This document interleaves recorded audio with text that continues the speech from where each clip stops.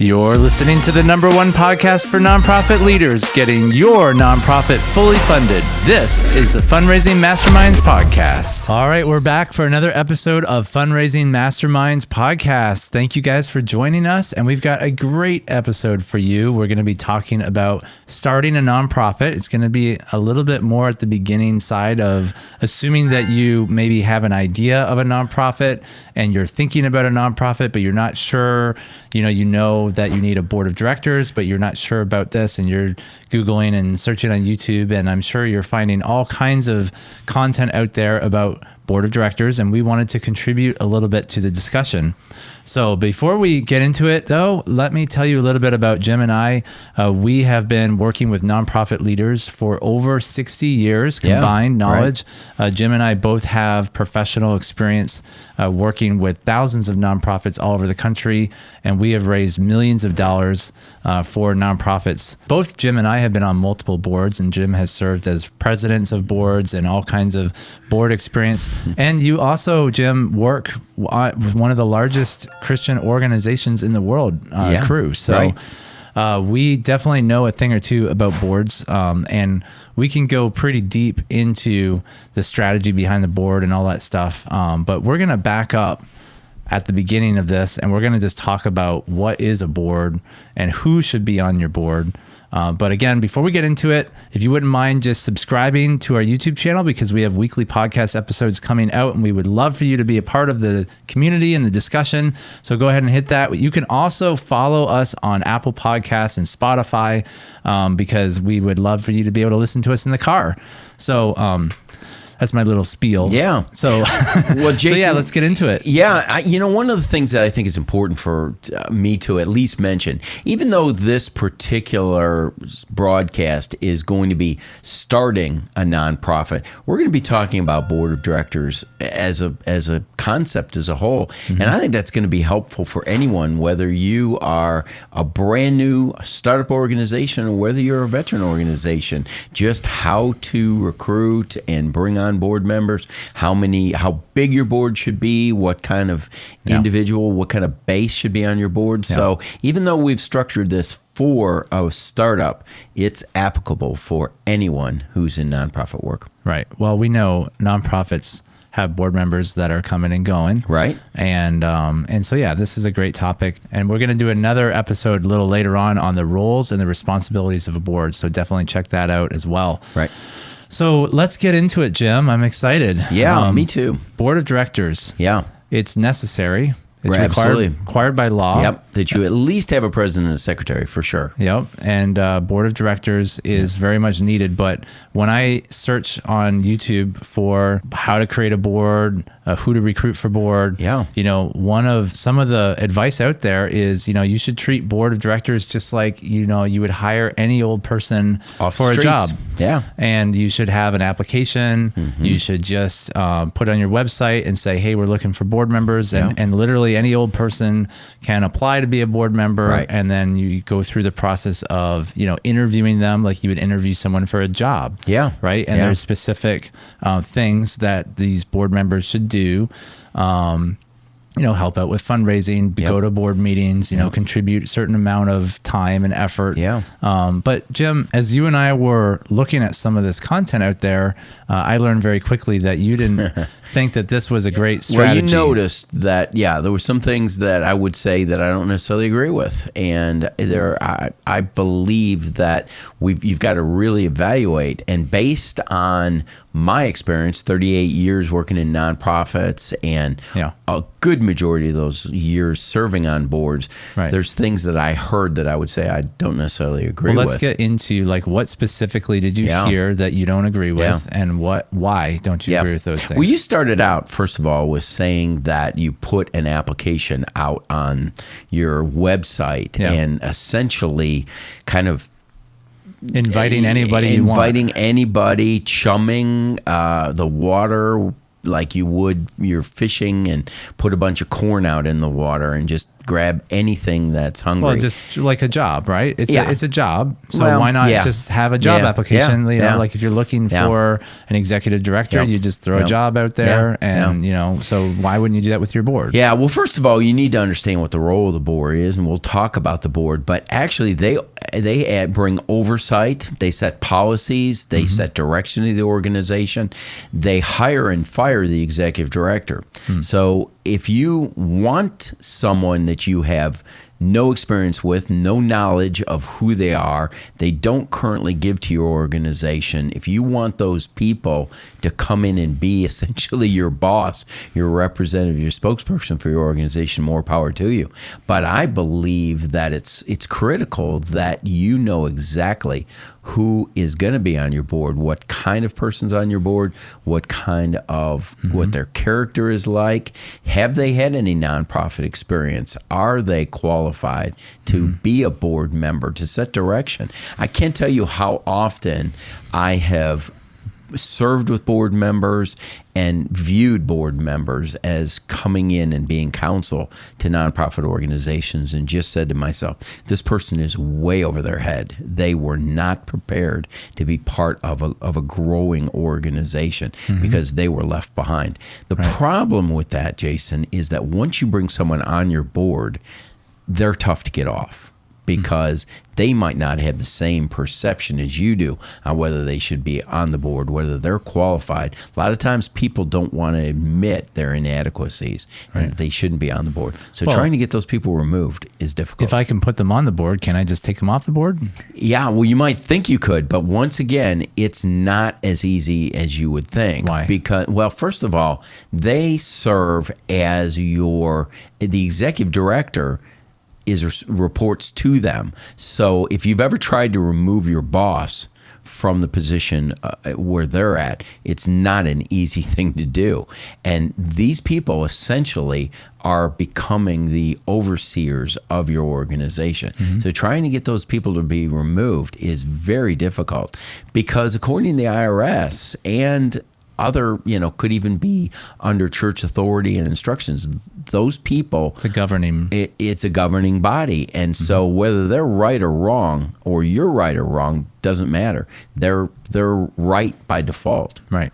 So it's not the best idea to just go on the street and ask any old person to be your boss. I mean, it is so much better. I mean, I, after you and I were watching some of these videos, they've just made it sound like, well, if you didn't have the right person, you just move them off. No, you don't just move a board member off. You know what you need to do? You don't get the wrong board members. You get the right board members on first. You don't look to see, well, these people are going to do their job. That's why I like to test board members, having them lead particular projects, strategies. I even put them on an advisory council or an advisory board before becoming on the full board. It's almost like a farm system. Within baseball or other sports, you can try and test these people to see, do they work well with the leadership?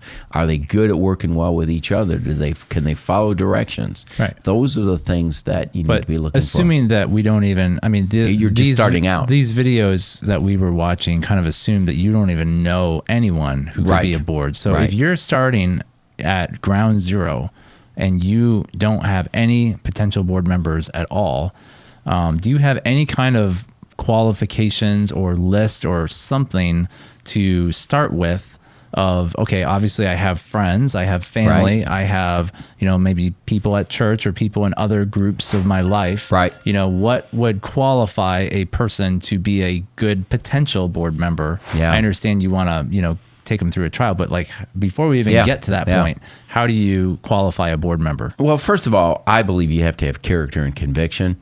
Above all things, are they a committed follower of Christ? Well, first of all, if this is a religious organization or a non-religious organization, obviously you want to make sure that you align with the belief system. But I don't think. See, that to me, that would be like, I want to marry someone, and I want to make sure that we are aligned with our beliefs first before I believe that this person is a Christian. What I'm saying is, in my mind, nothing should override being a Christian.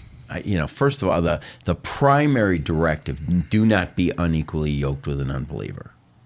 Right, but I'm saying the people who are watching this video. I get it, but first of all, it's important to understand that a lot of our target audience, we are directed towards Christian ministries. Right. So of course, you and I are believers, right? Christian, exactly. And I think that's got to be the number one. If you are listening to this broadcast and you are part of a Christian organization without Christ, you just don't. Right. It doesn't qualify. So you've got to make sure you are a follower of Christ. If you've got like donor blood bank organization, does it really matter that they're a follower of Christ, or does it matter that they align with their? If you're not a faith-based organization and you have a social cause, then your primary directive needs to be: are they aligned with your mission and your vision for the organization? Yeah, exactly.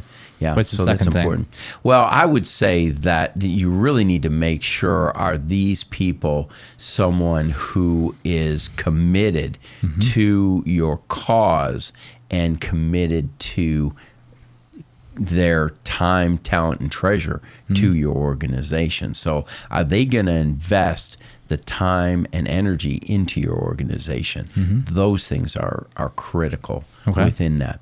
I mentioned time, talent, and treasure. So in other words, you want to make sure, are they willing to invest that time? I often use the acrostic life: labor, influence, finances, and expertise. Right. I think those are also great things to be looking for. The labor is, are they willing to invest their time with your organization? From the influence side of things, are they willing to come alongside and introduce their friends to do they have organization? influence? Well, they do have, right, exactly. Are they networkers?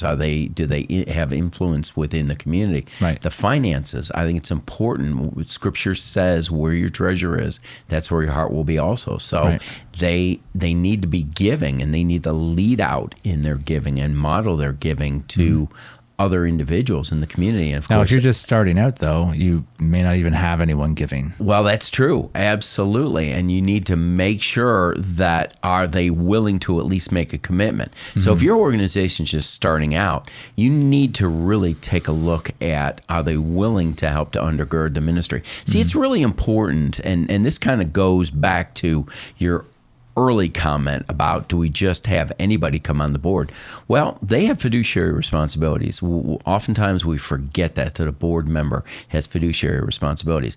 And fiduciary responsibilities are not just making sure that you spend your money wisely. You need to also, part of those responsibilities are raising money and bringing money in the door. So that's extremely important. And the best way you can do that is to lead out with your giving as well too. That's how you get others. And of course, the last area in life is your expertise. You need to look for individuals who are bringing unique skills, talents, and giftings to your organization. And you want to look for I was going to say, what unique skills are you wanting to look for? You want to look for a rather diversified board. I think it's really important that you don't just have all attorneys, all CPAs, all doctors, all educators, all pastors on your board. That is not going to be wise. You want to have a diverse board. Are there certain things that you are ideal for board members? Certain types of people? Oh, without a doubt. I really believe small business owners make some of the best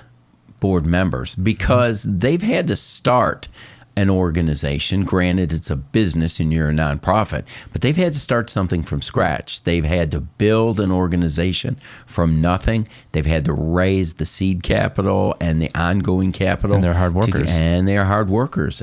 Absolutely. They know what it's like to sacrifice, and that's what a startup is. It's a lot of sacrifices. So that's why I tend to like those kind of individuals. I like people with business backgrounds. I like business people. I like individuals who have an MBA or are really proven business leaders, community leaders. Okay. Are there certain people that you would just be like, do not have these people on your board for whatever reason? you want me to go down a controversial path, and I'm happy to go down that path because I do believe that controversy is always good, Jason. It's never. I think we need to sometimes buck the norms, and there are some norms out there, and especially for Christian organizations, one of the big norms is typically, we have to have a pastor on the board. We need someone to bring in the spiritual advisor standpoint, or if it's a Catholic organization, a priest on the board. Mm-hmm. And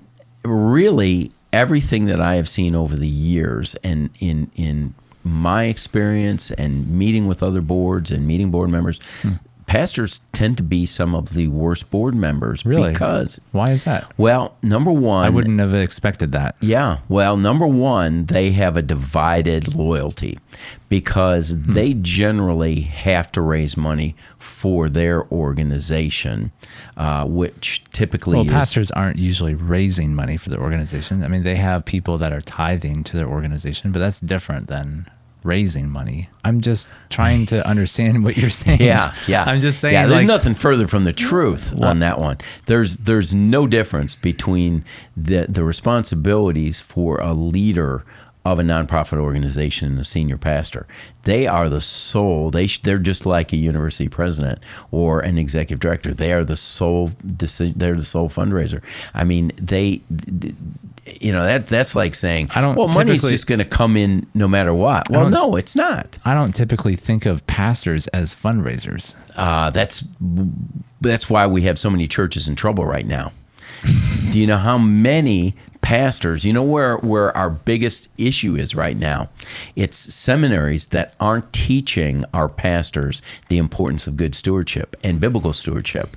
And as a result, they go in, they don't know how to manage the money, they don't know how to raise the money, they can't do a sermon on why to give, why it's important. We know that no topic is mentioned in the Bible more than giving and money. And so, but yet we want our pastors to be neutral in that area. Our pastors should be leading out in their churches in providing spiritual guidance, spiritual advice, that they ought to be talking about tithing and talking about giving. And they really need to be that advocate in the area of giving. And so I think it's really important. So as a result... Well, I could see that if that's your view of a pastor and what a pastor should be doing, then it really is probably not the best idea to have someone who is supposed to be doing that. But, I mean, to your point, if you're saying most pastors aren't doing that, then what's the big deal of having them on the board if they don't have a divided loyalty? To the extent, what pastor have you ever known that isn't worried about their budget? Are they going to be able to make payroll? Am I going to get paid this week? And are we going to be able to open up that new wing of the church or open up that new youth center that we want to do? I haven't known a pastor that isn't concerned about those kinds of things. So to say that a pastor isn't worried about finances or raising money just is looking at a church model in an inaccurate manner. You're essentially saying that those people probably have not to, the best idea. You're essentially saying probably not the best idea to have people in ministry themselves. Well, on the board. either pastors or individuals who are part of nonprofits themselves, because somewhere in it's there, not just pastors. I would say like missionaries probably fall into that boat. They could, right? For sure. Maybe a executive director of a homeless shelter or another nonprofit out there. Well, absolutely. Because they're thinking their loyalty is divided too. Why would I want to help? Yeah. I mean, they might have a great heart to want to help, but there's kind of a conflict of interest, right? That's what you're trying to get at. Yeah, that's exactly right. So really bringing on, people who are in the workplace, bringing on experienced business people, startup people, people who are well established, they have good jobs, they have a good education, they're not going to be necessarily have a conflict of interest. But as I'm thinking just out loud right now, I know a lot of nonprofits in my local town where I think half the board members are pastors. Right, sure, absolutely. And I think they think that that's fine. Oh, absolutely. So I don't know if I'm going to get a bunch of emails about this. Well, but it's never easy, Jason, when you have to tell people the truth and when you have to take a stand for what's right. And it really, 38 years of experience, I will beg to differ that if you value that pastoral care, that advice, create an advisory board, a pastoral advisory board, and your executive director can meet with that pastoral board once a month and run by sticky issues, topics, things that require a pastoral's heart and pastoral care. Mm-hmm. I think those kinds of things are very valuable. But I'm talking about being on the cutting edge of a nonprofit organization where I'm pushing the outside of the envelope. Right. Every day. So you're essentially saying the number one goal of the board is not necessarily spiritual pastoral care. Exactly. The number one goal of the board is to understand the mission, understand the vision, and to kind of like to push, move that forward. To move it forward, right. Absolutely. like a startup That's business right. would. That's exactly right. Yeah. And pastors furthering your mission, because I can't tell you how many, especially startup organizations, get caught in this vicious circle where they're just chasing their tail around a fire hydrant. Right. They're just managing momentum instead of moving forward. You need a board that keeps your eyes focused in on the prize. They need to set those goals and help accomplish that. Well, and really your board meetings are kind of like shareholder meetings. They are, very much. Very much of here's what we wanted to do last month. This is what we talked about last month. Yep. Did we hit those goals? Are we on track? Yep. What are we going to do the next quarter? Yep. Are we going to hit those goals? How are we going to get the money? What's our vision? If we're going to work towards certain fundraiser events, how are we going to do that? And it's all strategy, right? It's all strategic. What's the key ingredient, Jason? Bringing up a very good point that you did. What is a key ingredient of a shareholders meeting? That they know each other, or I guess that they own the same company, that they own the same stock. Exactly. They are shareholders. They own stock in the company. Right. The same thing is with your board. And what makes them key is that they also give, and they're part of, they are co-owners, so to speak, of your organization. Co-investors. Exactly. And one of the other reasons why having someone as a pastor or someone who's part of a nonprofit, typically those individuals don't have that wealth to put into the board, and it's very difficult for them to be equal shareholders and co-owners because they typically don't have the money to invest in that too. As we were just researching this topic of starting a nonprofit, we also came across a very popular radio host, Dave Ramsey, and one of his videos that he points out is a nonprofit even right for you? Right. And I thought one of the points that he made, which kind of gets at what we're trying to get at here, is that a nonprofit is really a tax category. Right. Exactly. When it comes to how the nonprofit runs, there's really not that much difference between a for-profit and a nonprofit because for-profit organizations need to make a profit to keep their doors open, and nonprofits need to make a profit to keep their doors open. I mean, you can't, it doesn't matter what organization you have. You have to make more money than you spend. If either of them are running in deficit too long, it's not going to be in existence. And I think one of his points that he made on the video is just because you are starting a nonprofit doesn't mean that you don't make money. You have to make money and you have to have a plan for how you're going to bring income in. That's right. Because you have to bring in more income than you spend in order to actually function. Right. And so the board's job is to figure out how to strategically position the nonprofit based on what it wants to do and all that stuff and how to bring in the income. And that's part of our strategy.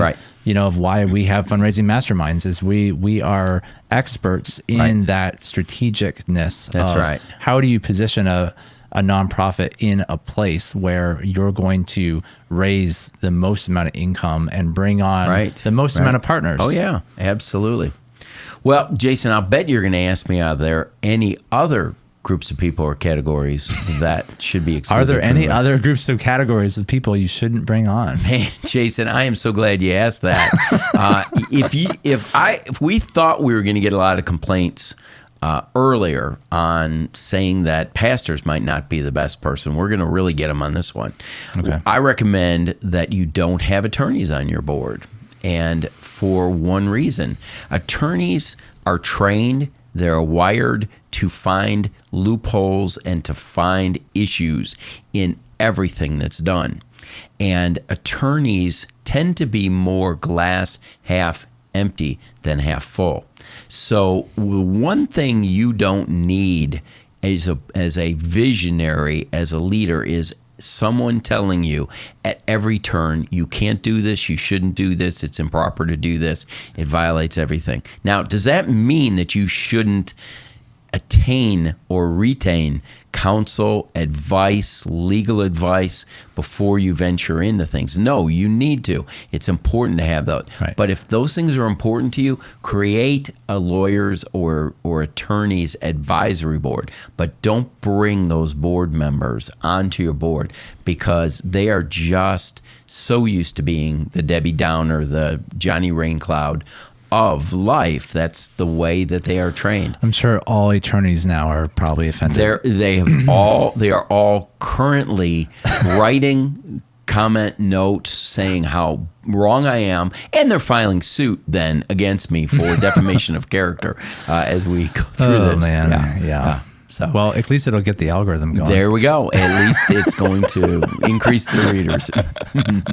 No, I'm joking. We're totally joking. Yeah. Well, Jim, this is really good. It is really valuable to know that, there are people out there that have kind of tried everything. I mean, you're not against lawyers and you're not against pastors. No, we love pastors. Yeah. So we're not personally against them, but you're just gleaning off of your experience because you've had so many experiences in the past. And and it's not just me. It's colleagues. It's talking with other board members. It's researching. It's reading books on proper boards, all those kinds of things. Right.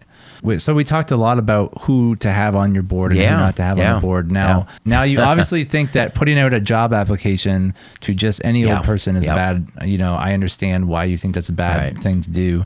So how would you go about finding these board members? Yeah. Well, first of all, I do want to point out that I'm a big advocate of applications. I think it's important because when you do narrow down some potential candidates, I think you do need to find out everything you can about them. Once again, if you are a Christian nonprofit organization, if you're a ministry, a question needs to be on there. Tell me your testimony. Tell me how you came to have a personal relationship with Jesus Christ. What are some of the key values that you have? But also, what's your experience? What's your background?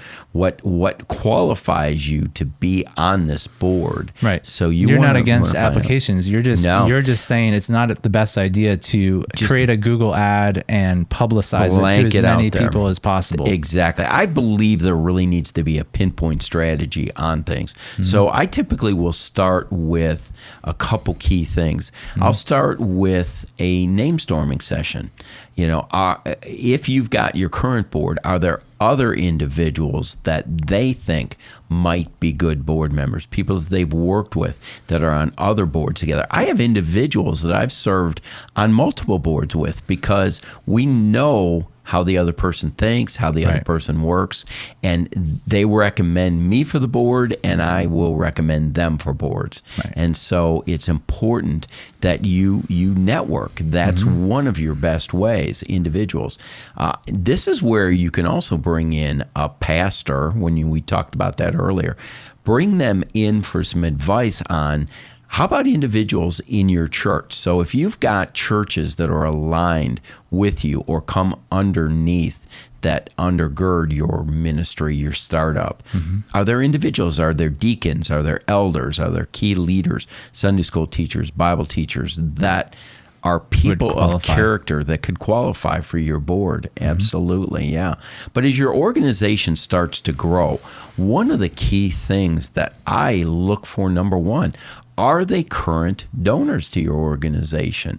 Because you'll knock off one of the key categories right away. Are they giving financially, or will they give financially? Well, currently they are. So let's unpack that. Let's start with, are they giving, and then move on to what kind of person are they? Are they people of character? Are they people that someone trusts, and research those kinds of things?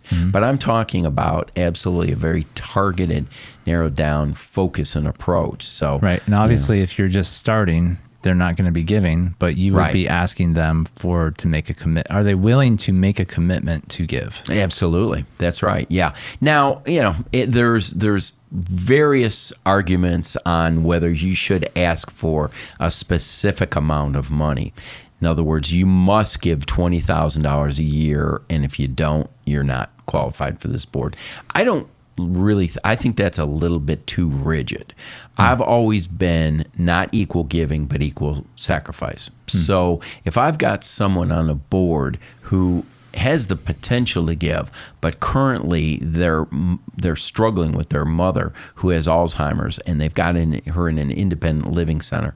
Well, that situation is not going to be that way forever, but it currently is.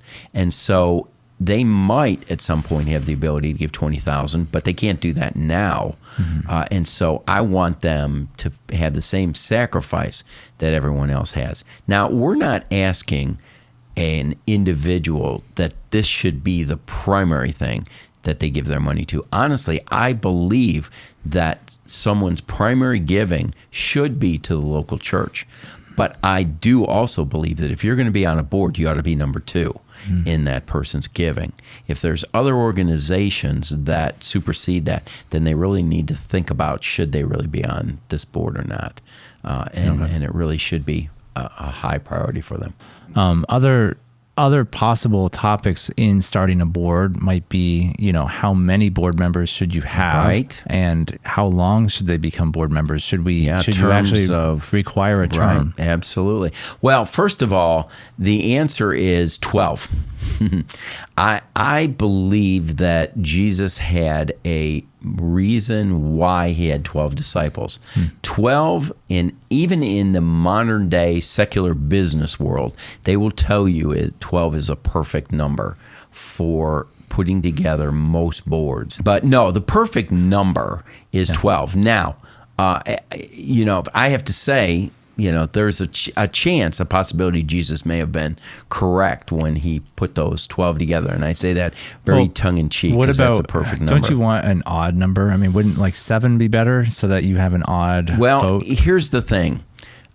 Typically, what you'll want to do, there's definitely some arguments to that, but when you get as high as 12, very rarely do you see a 6 and 6. I can tell you, if a board is aligned with the mission of the organization and really in tune with the Holy Spirit, that the Holy Spirit is guiding you and directing you, boards that I've been on, we have not worried about ties. In fact, most of the time, I had one board that I served on for a pregnancy center that I was the board chair. We had one time in the 8 years that I served on that board, we had one time that we were not unanimous in our decision. So yes, you could say maybe we are worried about that, but if you've got a board that is constantly divided on things, then I think maybe you need to look at, are you really going down the right path? But in my mind, honestly, like I said, one time, and that had to do with how much money we keep in surplus. That's the only argument. I also I have heard of nonprofits doing this as well, but you can also require a unanimous vote in order to make a decision. And I don't particularly think that's the best way, to be honest with you. I believe, and especially as your board gets larger, it is tougher and tougher to get an unanimous decision on those things. So, I know, but if you had a smaller board, you could say, you could. But you know what? I think, number one, I've relied on the Holy Spirit to keep that unanimous, but I've never required it, because we're all different people. We all think differently, and that doesn't mean that because someone has a differing opinion that it's wrong. It just means they have a differing opinion. So I don't think you ought to cause gridlock because someone's got a different opinion. Right. So if I guess I could see if that. you had 5 people on the board and one person just saw things a little differently. Well, it could create a fear of disagreeing. Oh, right. Exactly. It's like, I don't want to stop. I don't want to rock the boat. Yeah, exactly. I don't want to be the person who sets that up. So, yeah, absolutely. I think that's going overboard to do that. So, okay. What other things are important when you are considering starting a nonprofit? Well, I think you mentioned something about terms of office, terms of service and things. Yeah. And I believe in a perfect situation, when you have got 12 board members, it's a perfect time to allow 3 people to rotate in and rotate off every year. So if you can serve 3-year terms, then you can bring and rotate 4 individuals in there at every 3 years. And those 4 individuals can come on and come off every 3 years. And what if I like my board members? Do I have to rotate them around? That's a great question. And I've had some boards that actually think that they are Supreme Court justices, that it's lifetime service. Right. Frankly, I think that's a big mistake. In fact, I had a board that I was on as a board president. No, I'm saying if you like the board, can you keep... I'll get there. Oh, okay. Yeah, I'll get there. I had a board that I was on of a pregnancy center that I was a board chair. Okay. And I loved being on the board. They loved having me on the board. At least I think they did. They said they did. Yeah. But I believed it was so important to always refresh with new ideas. So I, in a sense, forced myself off the board. Now, you may say, well, what if you have board members that you like? What about keeping those people? Well, you can renew people to have one more additional 3-year term. But then you do rotate off of that. So I allow for 1 consecutive or 2 consecutive. But it's not required to do that, is it? No, not at all. But only if you don't want your organization to go stale. And that, I believe that... So you're saying if we don't rotate the board members, there's the possibility that it's going to go stale. Absolutely, yeah. Do I say that is there a requirement of that? No, not at all. But if you want to keep your board fresh, if you want to keep bringing in, having new ideas and new views of things... And again, these are just suggestions, right? We're not saying that there's nothing in the IRS regulations and rules that say these things. These are just recommendations based on 38 years of board experience. Right. Well, it's good in a way to always have fresh eyes coming in, but then at the same time, there's some wisdom and having longevity on a board is also important. Sure, I get that. Yeah. I get that. So, Jim, we've been talking about this for a while. Are there any other things that you want to say about who should be on the board and how to get board members? Well, frankly, we will save this for another broadcast, but I think people's understanding of the role in development, what is their responsibility? What do they need to do? Do they need to attend your event? Do they need to attend your annual dinner? Do they need to attend any other development event? Should they try and recruit their friends to be part of this, to give financially? That's an important thing that we'll some save people that will for another broadcast. Yes, they need to be doing this and this, almost like a job description. Absolutely, right. And I think that's what we're going to get into in our part 2 is the roles and responsibilities of a board. Yeah, and we'll address some of the development things in there as well too, for sure. Yeah. So, but again, the scope of this particular episode was specifically how do you create a board, who should be on the board, and what types of people should be on the board, and again, how you recruit and who you should recruit. Right. So hopefully we answered that question in enough detail. Yeah, hopefully it was helpful. If we still left you hanging, if you're still like, oh wait, there's still one more thing I need to know, well, just write it in the comment. And we often do question and answer segments in this podcast. So if your question is worthy of an answer, we will address your question in a future question and answer segment. And that also just reminds me that it's important that you subscribe to this channel because we have future episodes coming out every week. We release new episodes every Wednesday at 1 p.m. Central, 2 p.m. Eastern. And it's all on the topic of nonprofits, fundraising, development strategy. There's a lot of great stuff that we've already put out there, but we've got tons of more content coming that you're not going to want to miss out. So definitely check that out. And I also just wanted to let you know, Jim and I also have a course that we teach 2 times a year. We limit this class to 50 organizations 2 times a year because we really believe in the personalization of the course. Yep. And what it is we walk you through a 20-week how to do the perfect vision dinner model. And that's really something that Jim has developed over his 38 years of working for one of the world's largest organizations, Crew. Right. If you want to learn more about that, you can head over to fundraisingmasterminds.net. It's in the description, and you can learn about that. If you have questions, you can reach out to us. We'd be happy to address any questions that you have there. But thank you so much for joining us on this part 1 of starting a nonprofit with the board of directors. Be sure to join us for part 2 coming out soon.